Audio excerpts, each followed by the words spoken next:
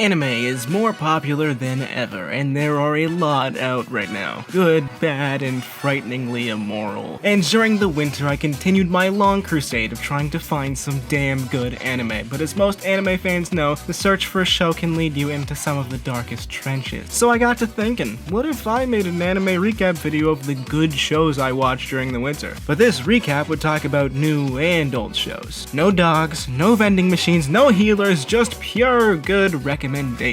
So that brings us to right now, and welcome everyone to the first ever Din Does Stuff Anime Recap Winter 2024 edition.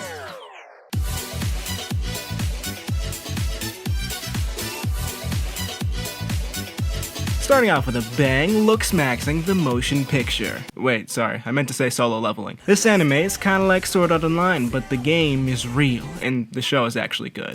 See, this version of the world has been MMOified, where portals to dungeons just start randomly appearing. In said dungeons, there are bloodthirsty monsters that are out to annihilate humanity. On top of this wet dream of a gamer fantasy, some people awaken magical powers. Thanks to these new abilities, the world governments decide, hey, let's employ those strong dudes to deal with this international crisis. So anyone with powers are assigned a class based on how strong they are, and they generally can't improve that score nor their abilities. Each of these dungeons are also assigned specific ranks that determine how dangerous each mission is. We follow the young hunter Sung Jin-woo, an E-rank deemed the stinkiest of these gamers. We're talking bottom of the barrel, the shit stain you can't seem to wipe off. Despite being a walking wet noodle, he somehow manages to work as a struggling hunter to provide for his little sister and mother who is stuck in a coma. After an encounter with a mysterious double D S-rank super dungeon, Mr. Sung Jin-woo obtains the mythical ability to just start cheating. So our main boy gets this power to level up, and he is the only one who can do this, thus he is solo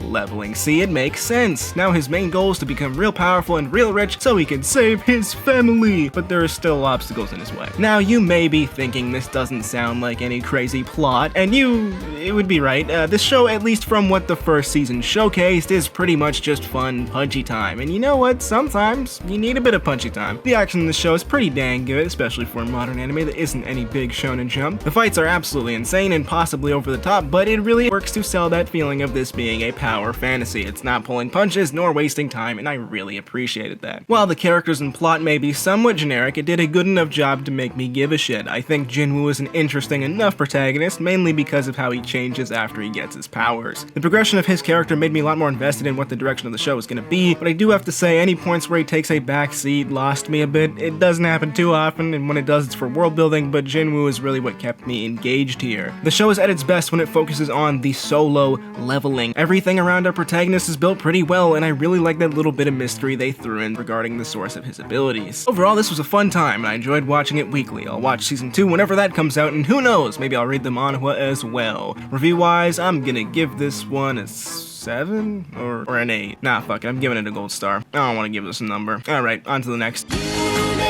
Okay, let's get a throwback going now. Kamui, aka his and her circumstances. I told you guys I'd be putting retro shit in here. This show is a fucking classic, and it's been on my must-watch list for a hot minute. Though I'm an absolute romance fiend, I generally don't watch as much shoujo, but one thing really stood out to me even before watching this show. This anime was directed by one Hideaki Anno, who, if for some reason you don't know this man, he made Evangelion.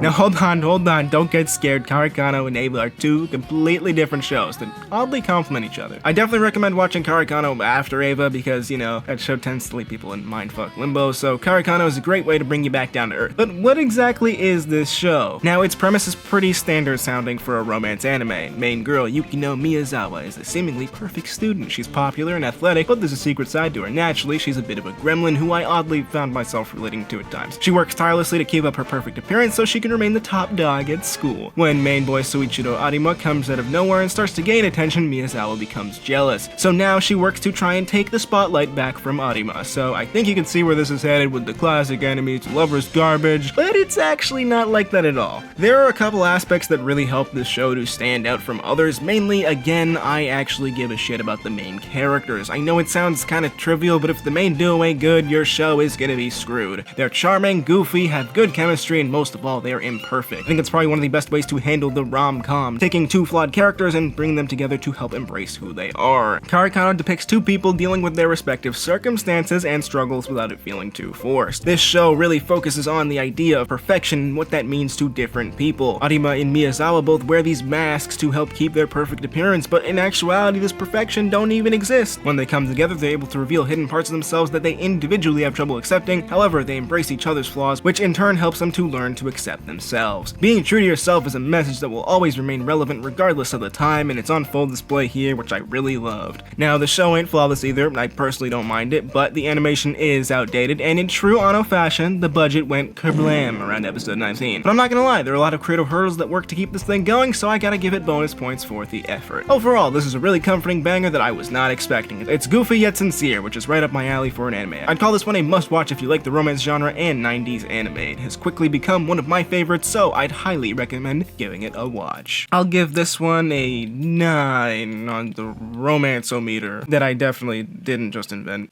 Okay, modern anime time. Frieren, Beyond Journey's End. The magical fantasy genre is not always my first choice for an anime, mainly because it's horribly oversaturated. It's the most pumped out genre right now, especially if we're including isekai, and a lot of them have the exact same problems, in turn making them feel extremely mid to just flat out bad. But Frieren takes a refreshing new approach. The show revolves around Frieren, a 1,000-plus-year-old elf. Excuse me. She's an aloof mage who's dry and has a psychotic urge to learn anything magic related. Our main quirky elf was part of the legendary band of heroes that traveled for 10 years to defeat the evil Demon King. The show starts off at the end of that journey, Beyond Journey's End. See, that would also make sense.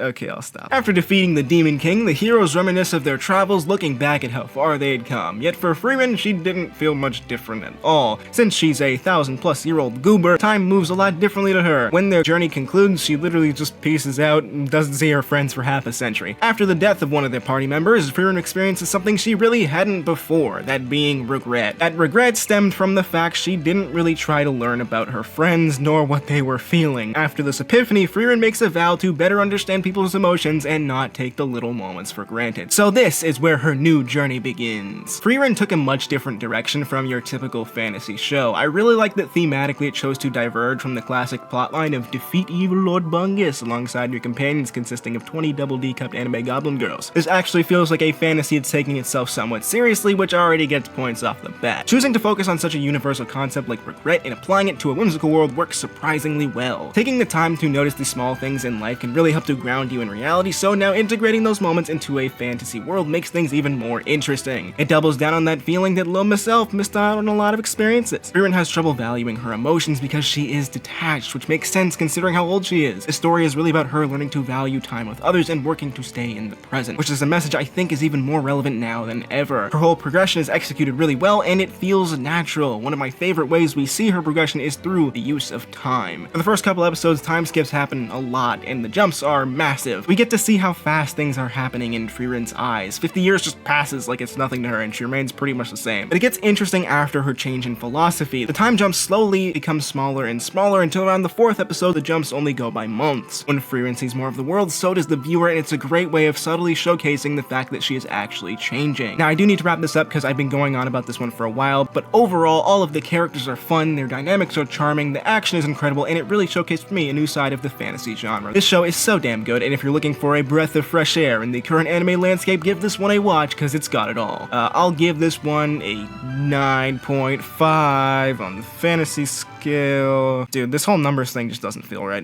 Whatever. Next up, banger alert. Do you like mysteries and Tarantino-esque storytelling? Well, here you fucking go. Watch Baccano. Or Baccano. I'm gonna say Baccano for this vid. Sorry if I'm wrong. This anime is absolutely incredible. Most of the show takes place in 1930s Freedom Land, and a certain bunch of wacky, quirky people get their hands on immortality juice. Some random goofy criminals get it, some mafia dudes get it, and some people already have it. Of course, whenever you introduce a concept like immortality, it's gonna cause a lot of mayhem, and this show is no exception. Thanks to its introduction, it breeds a decent amount of mysteries and chaos, all centering around a series of murders on the transcontinental train, the Flying Pussyfoot. And don't get any ideas, it's a train. you freaks. Through some non-linear storytelling, we follow a boatload of different main characters as us audience members try to piece together this complex puzzle. Baccano really works well thanks to the fact it balances the action and mystery perfectly. A lot of times action is shoehorned into a show and it really interrupts the flow of events. It is very distracting when fights have little to no meaning and are just there to tick a box. With Baccano it's different thanks in part to its structure. Since the storytelling is non-linear and told from a lot of perspectives, it has the unique ability to cut between those perspectives. When the fights happen, it's preceded by a lot of exposition from another vantage point. Going into each fight, you're left on a bit of a cliffhanger from the previous scenes, but the fights don't feel forced. It works because each fight is a continuation of another plot line. It's something that you've been waiting to see, but just right in the middle of another piece of exposition. Now, this is a really risky move, but it succeeds because we care about all the moving pieces, and that is in major part thanks to the characters. Baccano has like 11 main characters, and their personalities are on a wide spectrum. Despite their complete differences, I was actually invested in all of their stories. That immortality potion impacts each of their situations in really interesting ways and adds some fun complexities to the smaller mysteries. And on that point of fun, two specific characters find themselves in almost all of the storylines, and they are the proprietors of fun in this show. They are a very wholesome couple who are simultaneously the worst and best criminals of all time. But besides their quirks, the two are also there to remind us that every event is connected, and holy shit, when it comes together, it is so damn rewarding. Do yourself a favor and go watch the show. It's only 13 episodes and it builds one of the most engaging stories I've seen from an anime. This show is a masterpiece. A 10 out of 10. Nah, fuck the numbers. I'm not doing this anymore. This show's got the sauce, thus it is a saucy banger. Wait, that also sounds kinda... Alright, these next few are some I just wanted to briefly touch on, so let's go a bit faster here. Ninja Kamui is part of the reason I wanted to make this video. It's an anime original show with some pretty decent names attached to it. I was watching it weekly from day one, and it was metal as fuck. We follow Logan.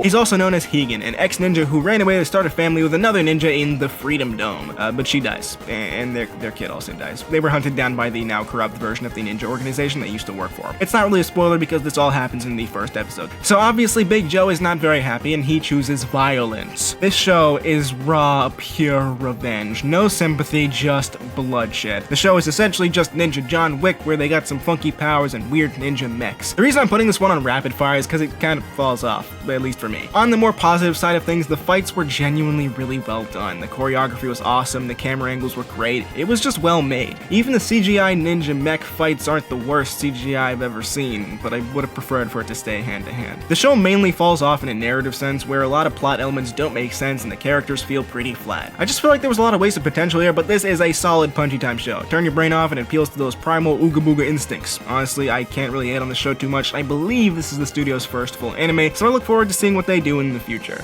If you want some cool action and like anime originals, give it a chance. I give this one a cheeseburger out of 10. The Dangers in My Heart was an extremely wholesome show, and season 2 picks up right where season 1 left off. If you don't know what the first season was about, I'll catch you up real quick. Basically, we've got this kid, Kyoto Ichikawa, who's a cringy, insecure edgelord. He's obsessed with pain and shit, you know, the classics. Because my boy spends all his time in the library doing typical edgelord things, he comes across the popular girl slash resident goober Ana Yamada, who likes to have snacks in the library. The two hit it off and managed to become close. After obtaining his first connection with another human being, he realized, I kinda just suck.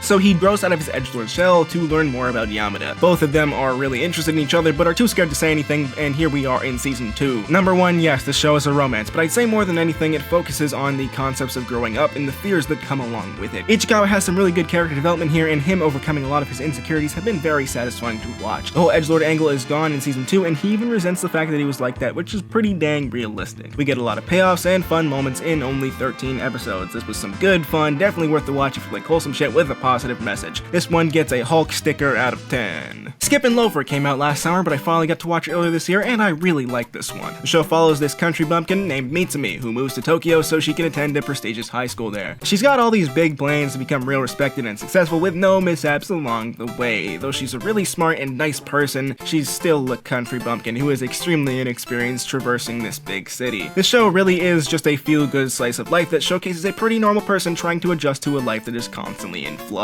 Everything about this show pretty much works. All of the characters are really enjoyable and actually feel like human beings. The plot is pretty simple, but it executes hard on the little things, and if you want a show to just relax with, I'd say this one is a must watch. This one gets a barbecue chicken out of 10. Okay, let's slow things down again and get to our final 2 shows. Alright, second last show today is yet another banger. Shinsekai Yori, aka From the New World, maybe one of the most underappreciated shows ever. Screw just shows I watched in the winter, this is one of the best anime I've watched in general. It's a supernatural mystery, dystopia, sci-fi, horror-ish drama that I'm gonna do my best to explain. It takes place in this utopic town 1,000 years in the future, where everyone has psychic powers. We follow the young Suki Watanabe as she's just awakened her powers. Thanks to this, she's now allowed to attend freaky-ass psychic Hogwarts, where all of her friends go. But things don't go as planned, and the school isn't as perfect as it may seem. The friend group begins to notice some things are off. Questions begin to arise about the history of this mysterious society and the secrets it's hiding. As the main gang grows older and continues to investigate, more unwinds about the complex foundation the society was built on. The mystery in the show has so many layers, it's like you're cutting into a damn wedding cake. Each little question you have just piles on, and the rabbit hole goes so deep. It has a bit of a slow start, but the hook to this show is just elite. I'd say it's a similar start to what you get with Steins Gate in the sense that you're kind of confused for the first little bit, but all the dialogue is necessary. Shinsekai Yori does get into things a bit quicker though, more like 4 or 5 episodes in. But oh my goodness, when the story picks up, that hook comes in like a sharp left from Mike Tyson, and I was completely engulfed in this show. I really appreciate a good thriller that builds a lot of tension, and it is on full display here. Suspense is built perfectly, and the end of each episode always left me looking for more. Plus, it's paired with one of the best, if not the best, ending song I've heard from an anime. Its whole mystery is a lot more slow and steady, and that really works to make you wonder what the direction of the show is gonna be. There's some stuff I saw coming, and a lot I didn't. The shit that seems completely irrelevant manages to come back and have significance to the overall mystery. The world was crafted with so much care, from the main history of the psychic village to the strange hierarchies of the Quee Rats. It all ends up tying together to make up this complex dystopia. And in the middle of this crazy world are just some normal kids trying to figure out what the heck is going on. They have an unbiased look at society and a desire to learn about the world they live in. The show has the unique and difficult responsibility to develop each of their viewpoints on the world as they mature. See, there are a lot of time skips in this one that cover different parts of their lives, everything from them being children to actual adults, and it does a very good job of progressing their worldviews. And it's by far the most fascinating from Suki. She's the ultimate truth seeker of the bunch and is constantly trying to unravel this mystery. She has a very complete look at the world by the end of the show, and her whole character development is reason enough to watch this anime. Overall, Shinsekai Yori showcases a compelling coming-of-age story in a very complex world, and holy shit, this show is so good. If you like mysteries and supernatural shits with messages that tie back to the real world, I highly recommend this one. For me, this one gets a fine cooked steak dinner out of 10. See, now I want to start doing the numbers again, dude. Like this is just...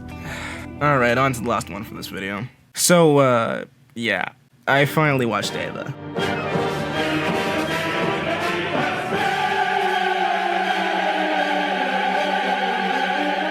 Big ass robots, aliens, and depressed motherfuckers that make you feel even more depressed. Everybody has talked about Eva on the internet for decades, so I'm just gonna give my 2 cents and some general disorganized thoughts. Eva is such an interesting show because you can really feel all of the emotions put into it. There are a lot of times where things get confusing and you may not understand what the heck is going on, but you still partially understand the sentiment. One of its central themes is loneliness and how it exists in different people. Every character here is extremely scarred for an abundance of reasons, and that's part of what makes it feel so real. Shinji is one of the most interesting cases of that. He wants no part of this war going on, but yet he sticks around, stemming partially from his desire to have an authentic connection with others. He was not designed for this insane world. It's like you took a sad romance anime protagonist and just threw him into a fucking mech and told him to shoot aliens. He barely even understands himself. In fact, he's very disconnected from a lot of his feelings, and the show kind of culminates in him trying to understand himself better. Every character kind of feels like this, where they don't exactly fit into the world and are unsure of themselves, but they're still forced to deal with these horrible circumstances. And that sentiment is what's so interesting and reflective of the state that Anno was in while writing this story. You don't put on Eva to have a crazy good time. Yes, there are fun moments in this show and amazing character interactions, but there's always that shade of darkness looming around the corner. Overall, the show is almost perfectly executed, aside from them running out of budget in the last couple of episodes, but there was End of Eva, which made me even more confused, but I guess it gave it an ending. I don't know, I still haven't watched the rebuilds, maybe those are more conclusive. Regardless, no matter how you put it, Eva is a damn masterpiece. It's a cultural phenomenon, is the most iconic intro of all time, it changed the genre, and it showcased a darker side of anime to mainstream audiences. Review-wise, I don't even need to rank it, because whatever I say means fuck all in the grand scheme of its legacy, so I give this one a strong pen out of 10. So yeah, those were some of the shows I watched during the winter. You know, I had a lot of fun doing this video, because I could just talk about a bunch of anime I like. So let me know what you guys think of any of these shows, and yeah, I think that about covers...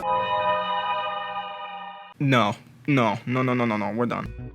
Hey everyone, thanks for watching the video. I just want to give you guys some quick updates on the overall state of the channel. Alright, so straight off the bat, I want to make videos more consistently. I've been committing myself to much bigger projects, and since I'm a one-man team, it takes me like a month to make videos. So in between those bigger ones, I'm thinking about sneaking in a couple of reviews and like small rankings. You know, I really do love making videos and talking with you guys, so I'm gonna try and get some more out there for y'all. On the bigger side of videos, I'm gonna be starting a retro hour / review talking about some older anime I really enjoyed, and I may even start doing that for some games and movies at some point. But the first episode is going to be Trigun, so be on the lookout for that. Final update, I know it's been a lot for today, but I'm starting a new, pretty chill channel with my friends called the Breadwin Nights, where we're just gonna do some Let's Plays and shit, so there should be a lot of content on there in the coming weeks, so if you want to see me goof off with my friends and make some dumb jokes, feel free to check it out. So that's all I really got update-wise. Thanks again for watching, and I'll see you guys in a bit. Bye-bye.